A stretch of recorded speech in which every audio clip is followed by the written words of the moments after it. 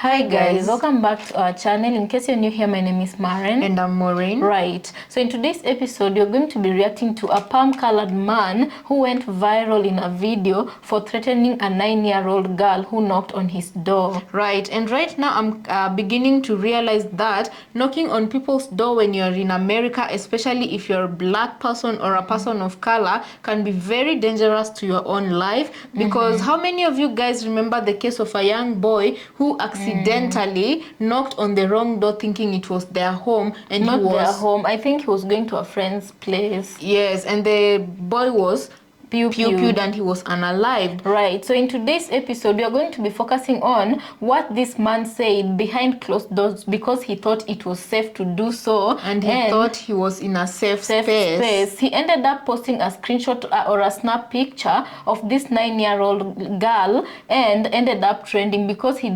posted it on Facebook on a private platform, right? Yeah, but on a private group. Exactly. Somebody in that platform did not take a liking to what the words this man used on this little girl and made him go viral, right? Right. So guys, let's take a look at what he said and how people reacted, and then we come back and talk about it. You can also let us know what you think about this episode, and we'll see you after this video. Right. Let's watch.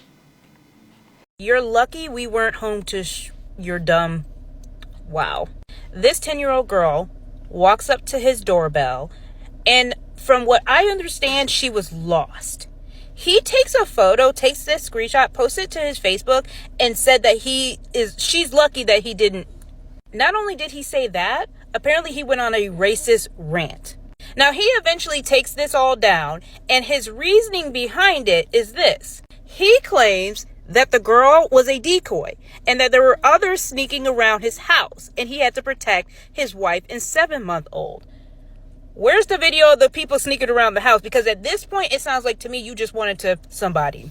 Now, he acknowledges that he could have handled the situation differently. You mean not, go on a racist rant. But now he wants to get in touch with her parents and apologize. But of course, he was trying to protect his own. I don't believe it. I'd like to see the videos. I like to see the people that you claim she was a decoy for. Let me know your guys' thoughts in the comments. This is so outrageous. This little girl came to their door, ringing their bell, trying to sell candy. They weren't home, but when they looked at their ring, they assumed the absolute worst. And you might be able to guess why.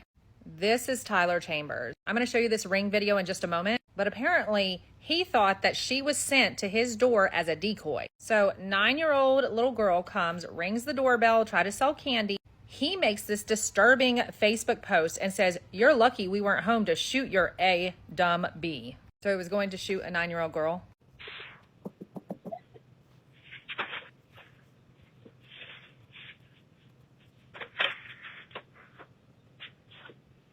Now, Tyler has since deleted this threatening post on his socials, probably because he's getting so much backlash. But before deactivating it, he outright called the girl a decoy for an alleged break-in in his home, but he has no evidence to support it. And later went on to say that he had a wife and 7-month-old at home. He was hot when he posted it, which is why he deleted it right away, because he should have handled it a lot differently. And then he finished by saying that he wanted to find the girl's parents so that he could speak to them. So after he went ahead and presumed, for reasons we can all probably assume, that she was just a decoy, threatens to unalive her, now he wants the parents to sit down and have a little talk with him. And guess what? Well, Sincere, the little 9-year-old girl, her mom did respond. She said that she has family that does live in that same community. I'll let you pause and read, but it seems like there was nothing suspicious here. She also said that she is not at all interested in having a conversation with Tyler or his wife, Cassidy. Go mama. And guys, I want you to take a look at this other video so that you can get to compare these two kids and the two scenarios, how both people handled these two kids. Yeah, and how they approached people's doorsteps. Let's just watch. Carissa Nash was home when this happened at her door. It was terrifying. A neighborhood boy angrily knocking and lashing a whip at her door. When I look on the doorbell camera, I can see, he actually has a whip. So I just, swing the door open. I'm like, what's going on? You need to leave. The family says this started Thursday after school when their daughter and the neighborhood boy were walking back home. This one particular kid was hitting the girls with the skateboard, and she retaliated and hit him back. One of the other kids pushed him in some water, like pushed him from behind. He fell into a puddle of water. When he got up, the first person he seen was our daughter. So he assumed that she did it. They walked over to confront the boy's dad about this. As soon as he opens the door, I see that he has a weapon behind his back and he's leaning up against the doorway. He tries to show the neighbor what happened, but told him to get away. After the discussion got heated, Nash says the neighbor fired off a shot. Oh my God! His daughter was standing behind him in the doorway. She could have easily been hit by the bullet. You know, it's crazy to me that some people are so damn entitled that they think they're above it. Like, why would you post this? Tyler Chambers, why would you post this with a little kid talking about you lucky we weren't home to shoot your ass dumb bitch? What kind of shit is that? The fact that you posted this in a housing community group in the first place and you thought people was going to agree with you? So, of course, the people on that post were pissed off, and then they started posting all of his social media accounts and his pictures. This is Tyler Chambers right here and his wife, Mrs. Chambers. And then they posted his Facebook page, which you can try to go look it up now, but apparently they deleted it or it's on private. I don't know. You cannot find it anymore. But one thing that you can't get rid of, Mr. Chambers, is your LinkedIn profile. Or maybe you did and you're not showing up anymore, but it doesn't matter because they found you before you deleted your account. And it looks like he's the general manager at a car wash, Mr. Car Wash in Riverview, Florida. One thing I'll never understand is how people like you are going to be so bold to be in these general manager, these positions of power in certain areas. And then you have the audacity to make a post like that on Facebook as if you're not easily trackable.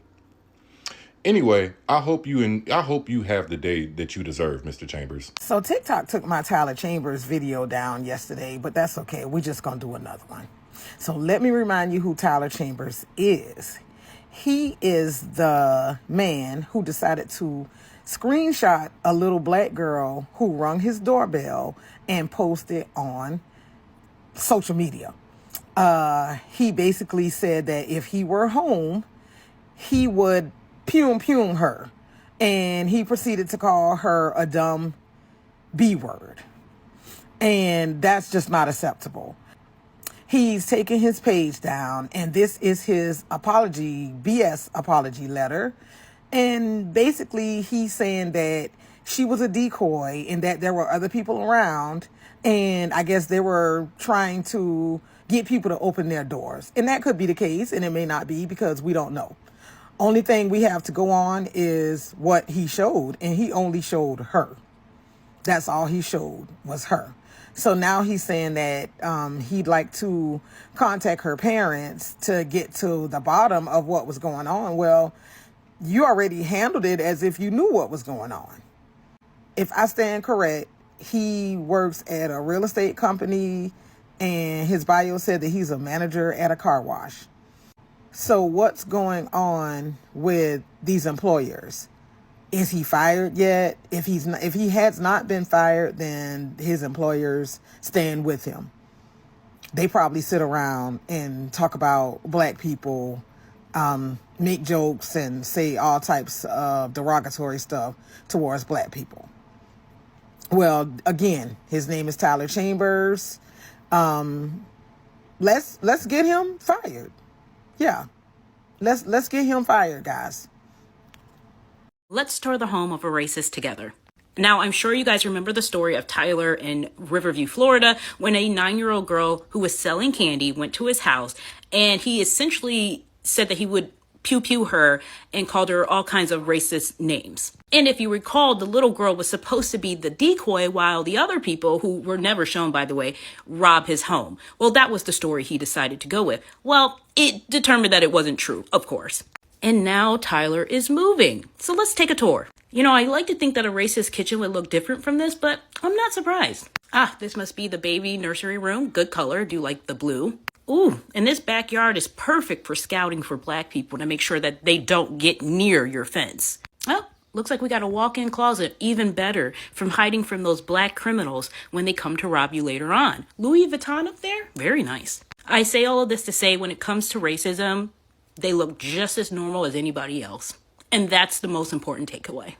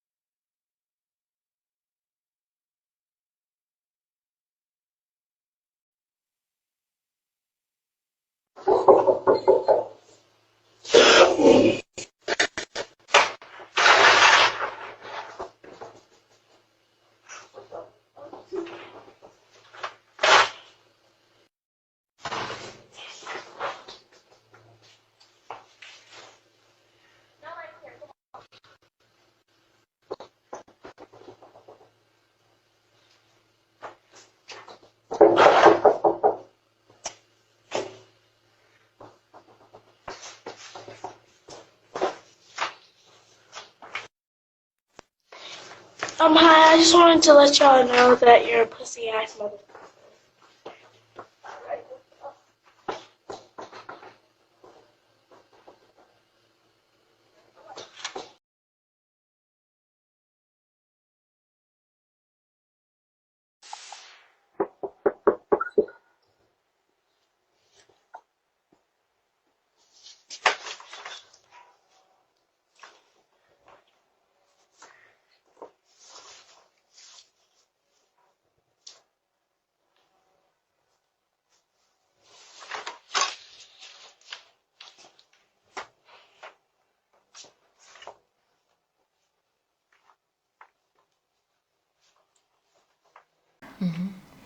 So guys, welcome back. Let us know what you think about this episode on the comment section. I think during the editing of this video, I'll have to look for a video of a white boy, just a little boy who went knocking on the door of black Americans, his black American neighbors, and he went with a whip because for some reason he wanted to beat. Well, he wanted to give the girl who happened to be his classmate and lives there, he wanted to teach her a lesson with that whip, you know? This is despite the little girl's parents being at home and warning that kid to go home or else he's gonna, you know, it's gonna end up exactly. Yeah. And when they went to talk to the parents of this little boy, the father came out with a pew and started a whip.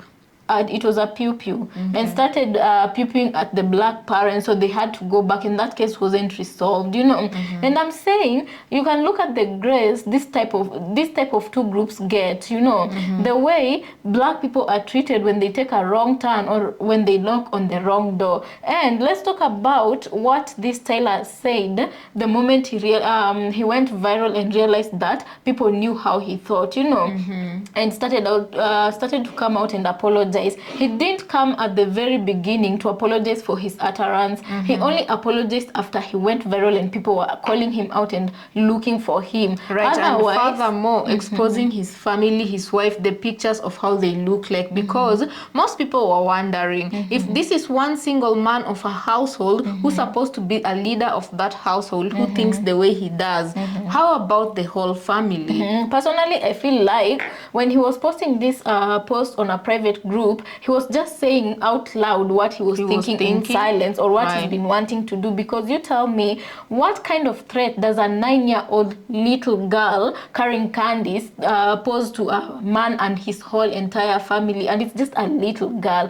And the funny thing is that the audacity he had to come forward and say that this girl was acting like a decoy so that his house could get robbed and others were lurking around his home. Which begs the question, if she was acting as a decoy and his house was the target, why wasn't it eventually robbed? You get? And then another question is, if he was so quick to publish the image of the little girl, you know, saying that she was acting as a decoy for a larger group, why then didn't he also publish the images of the larger group so that he can at least back up the proof of what he's claiming, so that people can understand his point of view if sympathy is what he wanted? Because you know, most white people, especially the ones who've been found in such cases being racist, you know, they'll always try to paint black people as criminals because that is the easiest default for them getting out of the trouble they themselves put themselves into. Yeah, and the saddest part is that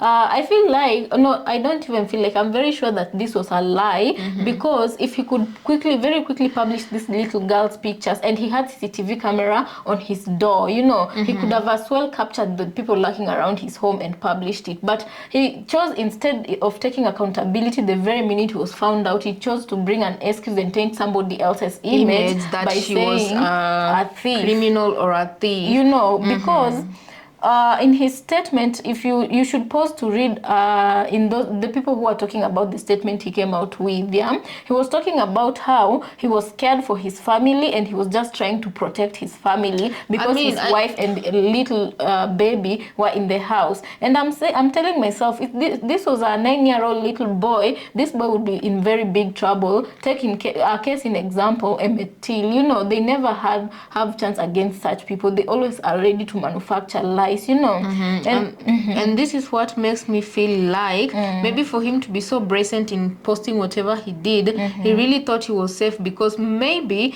a majority of the people who are in his group were white people, and he never expected that one of his own would be the one to expose him for his very bigoted ideology. Right. And guys, you know, also let's talk about where black fatigue came from and started trending. Let's not look at the original meaning, but why it started trending the better part of last week. This was because a lady called Shiloh Hendricks felt comfortable enough to come out and again call a little child out of his name who was autistic and a black kid, and she decided to call him the hard N-word, you know. And I'm asking myself, if Lily did this and white people came out supporting her, saying that they were tired of black fatigue, and then Lily Gaddis came out to defend Shiloh Hendricks, although Lily is a gone case, we don't even factor her in. But let's talk about Shiloh. Yeah? That one, people defended and even donated to her cause after her racist actions. Yeah, in this case, what are you going to say? Are you going to call this black fatigue because this man showed his hand, you know? What would you call that? I feel like the people who are coming out talking about white fatigue, this pretty much looks like one of it, you know? Because you tell me how many people's lives will be in danger because of people who have internalized hate towards a certain type of group, yeah? Which makes me wonder if this gentleman could talk like this about this black child. She's only 9 years old, right? And he is a father himself. How can you have so much hate towards someone else's child and sincerely claim to love your own child? You know, right now you said that, and it has reminded me in his apology what he included. Remember when he was posting the post, he called her damn the B word, yeah? B word. A 9-year-old. You don't old. even know her, you know, sexual activities, if she's even active, yet you're calling her a damn B. You know, you're the one who should. Anyway. Okay. Yes. Are we still together? He called her that despite the kid being 9-year-old, yeah? And then in his apology, he comes out looking, sorting the mother out. And do you know what he wrote in the message he sent the mother? Hi there, queen. Now he chooses to use queen. You know, those that is like a mockery. Exactly. Stop being hypocritical. He was saying something like along the lines of, hi there, queen. I would like to address what happened between our two households. What happened with your child? Now he recognizes that that was a child because he was called out. You know, you shouldn't have to be called out for a bad behavior for you to realize because when you're dealing with a child. Right. Because if he truly was home and truly had a pew, that kid would have acted on his words. Right. And I do feel like generally humans should be empaths, and empathy makes you be capable of loving someone. And for him to talk like this about this baby, he doesn't have. Okay, I don't know. Only God knows if he has empathy or not. I don't think he has. Someone who's capable of talking to a 9-year-old like that and posting her pictures like that. You know. Maybe you might find that these are one of those guys that they don't even love their own family. They just have a family because society detects you have a family when you get to this and this age. And maybe because I usually hear that if you're a white man and you're married with kids, you can even get better positions at work because it shows you are responsible, and you know, you get certain perks. Yeah, you get certain perks compared to single white men and other men who don't have families. But I don't know, guys, you can tell me whether that is true or not. Right, guys, let us know what you think about this episode on the comment section. Yeah, and also another thing I wanted to remind you, you know, there's something that the little girl said at the end of the video in the clip. Yes. She talked about, you know, she was cursing out. Yeah. And some people on the comment section on TikTok were saying that, you know, there was this particular white person who was talking about she deserved what Tyler said about her, and he should have acted on it, you know. And there's another white lady who came out. There's a few good ones out there, you know. And she said as a child, she used to talk the way Lily does. Whatever Lily did, the baby's not Lily, but the 9-year-old, sorry. She used to do whatever to have curse words, exactly, and she'd do that. Whatever Lily did on people's doorsteps, she'd do that. And the babies. So she used to do that, but she was never treated the way this kid was, you know. And she said that shouldn't warrant a 9-year-old. It doesn't matter if it's black or by white. her life. Exactly. Because even adults do curse, how I understand it, which is not a good thing. Yeah, and it's not babies should excusable. never be allowed to curse in under any circumstance. Yeah, and if she talks like that, it's because the environment she's in. It doesn't matter if it's at home or at school. It's just the environment she's in. She's learning People it talk from like somewhere. that, you know. And for her, that was a way of expressing herself, you know. Was that enough to make Tyler angry to the point where he was publicly talking about unaliving the kid? And the funny thing is that the incident was reported to the police, but the police didn't do anything about it because they didn't see any threats there, you know. Because personally, and mind you, if it was a small little white baby with blonde eyes, blonde hair and blue eyes, that girl would have gotten justice just for being threatened. And the black person who would have talked to her like that would be in jail because they talk, when it's the reverse, they take those things seriously, threats seriously, very seriously. Right. So guys, let us know what you think about this episode on the comment section. And as one of our speaker ended his video clip, I hope that Tyler had the perfect day or whatever month or year he deserves. Yes, so guys, let us know what you think about this episode. Also consider subscribing if you're new to our channel, and we'll see you on our next episode.